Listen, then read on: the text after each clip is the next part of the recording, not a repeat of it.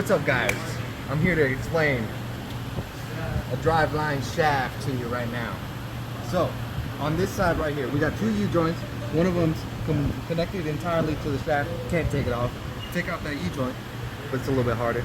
Then, you got this one, which is put on here by some splines that hold it in place and keep it from, twisting out. And if you ever take this thing off, one thing you gotta be sure to do is make sure it's lined up right, and that means you gotta set it down on the flat faces right here and make sure it don't wobble. Obviously, it might be a little wonky because this one's a little messed up. A little out of balance here. Just a bit, just a smidge out of balance. And then right here, you got a U-joint. And on that U-joint, I don't think I can take that thing off. I don't feel like taking it off, I'm gonna be honest. It's too much of a hassle. On the outer ends of these U-joint, this main joint right here gets held in place by these snap rings. Don't mind all the gunk on my hand. Same thing goes on over here. It's just a little bit more dirty since we didn't take this side off. We took that side off. I don't think anyone messed with this side. Yeah. And one thing I will have to add is the composition of this shaft. So the driveline shafts have to be hollow on the inside, so it can be strong enough with a certain type of metal that it's made. I don't know what kind of metal. I should have looked that up. But the certain type of metal that it's made from, so it's not super weak, and also it has to be hollow, so it's not super heavy.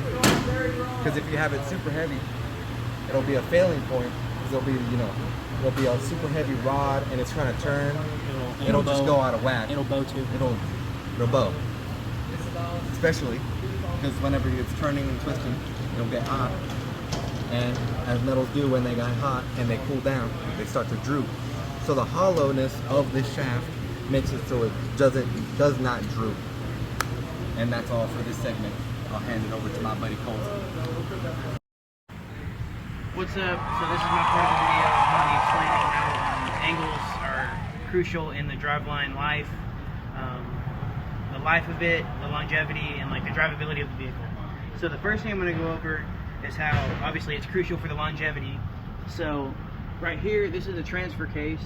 On most vehicles, you don't even have one of these. So like this is on a Ford 4x4, so it's got a transfer case, but most diesels that we work on here don't have transfer cases unless it's got a 4x4. So this has another point of failure with as additional points here, as you can see, as an additional drive shaft here that goes to another diff. So there's another point of failure there, and another point of crucial angle stuff. Crucial angle. You have to make sure the angle is right, or you'll wear bad, because you need to. If you have too much angle, you'll have very bad vibration, because if it angles wrong, what it does is it makes these U-joints in here and all the driveline, all those U-joints, if it's angled wrong, angled too much or too little, it can make those U-joints rotate unevenly and cause wear. That's bad, especially at high speeds. That's the worst thing for bad angles, is high speeds for these drivelines. And so those angles are measured with a digital meter now. So a lot of us, we just use our phones now. That's what we would use now if we were to angle and measure it. But we don't have that app right now, so we don't have that. But, and then U-joint life, yeah.